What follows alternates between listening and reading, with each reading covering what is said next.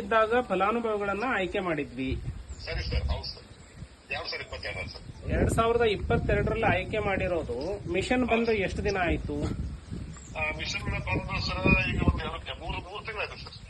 3 ತಿಂಗಳವರೆಗೂ ನೀವು ಅಕ್ರಮವಾಗಿ ಇಟ್ಕೊಂಡ ಹಾಗೆ. ಸರ್ಕಾರಿ ಯೋಜನೆ ಹೌದು ಸರ್.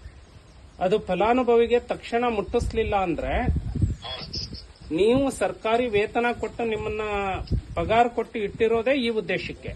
ಹೌದು ಸರ್, ಹೌದು ಸರ್. ಸರ್ಕಾರದ ಯೋಜನೆ ವಿಳಂಬ ಇಲ್ಲದೆ ಫಲಾನುಭವಿಗೆ ಮುಟ್ಟಿಸಬೇಕು ಅಂತ. ಈಗ ಉದಾಹರಣೆಗೆ ಏನ್ರ ಹೆಸರು, ಒಂದು ಅಮ್ಮನ ಹೆಸರು ಲಲಿತಾ ರಾಮಚಂದ್ರ ಕಾಂಬಳೆ ಅಥವಾ ಮೀನಾಕ್ಷಿ ದಯಾನಂದ ಕುರಾಡೆ, ಹೌದು ಸರ್.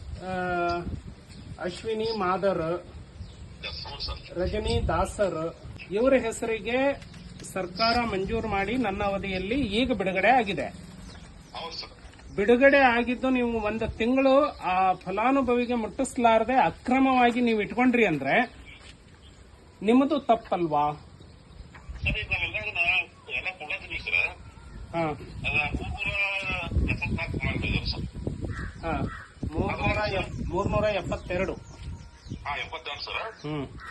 ಈಗ ನಾನು ಲೋಕಾಯುಕ್ತಕ್ಕೆ ಕಂಪ್ಲೇಂಟ್ ರಿಜಿಸ್ಟರ್ ಮಾಡ್ತೀನಿ.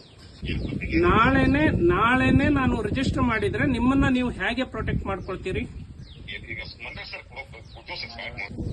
ಸೋಮವಾರ 11 ಗಂಟೆಗೆ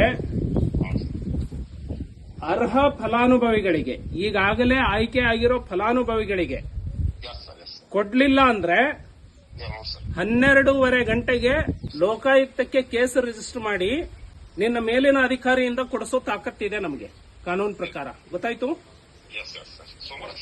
ಎಸ್ ಸರ್, ಆಗ್ಲಿ.